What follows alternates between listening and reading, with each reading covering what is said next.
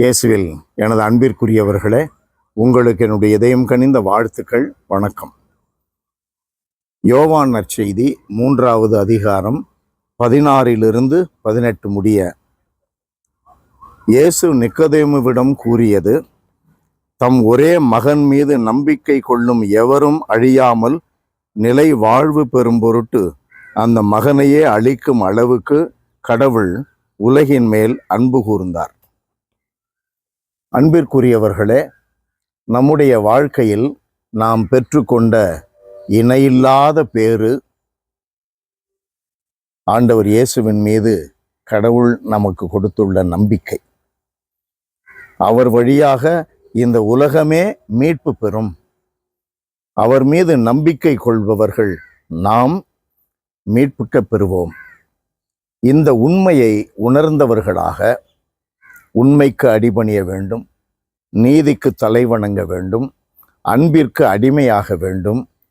வாழ்வில் எப்பொழுதும் நாமும் இயேசுவாக மாற வேண்டும்.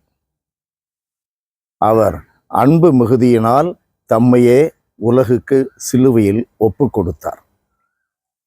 நீதியின்படி தண்டனைக்கு உரியவர்களாயினும் கூட இரக்க மிகுதியினால் நமக்காக நம் பாவங்களை மன்னிக்க இரத்தம் சிந்தினார்.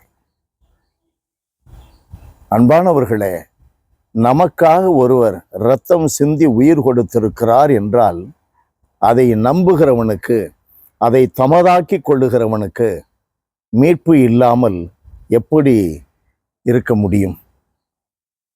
தவிர்க்க முடியாதது மீட்பு. இயேசுவின் மீது நம்பிக்கை கொண்டு வாழ்பவர்கள் மீட்பை பெறுவது தவிர்க்க முடியாதது. இன்றைய நற்செய்தியிலே நாம் அடுத்த வசனத்திலே பார்க்கிறோம். 3:17 யோவான், தீர்ப்பளிக்க அல்ல, மீட்பு பெறவே. இயேசுவில் நம்பிக்கை கொள்பவர்கள் தண்டனை தீர்ப்புக்கு உள்ளாக மாட்டார்கள். அதனுடைய பொருள் என்ன?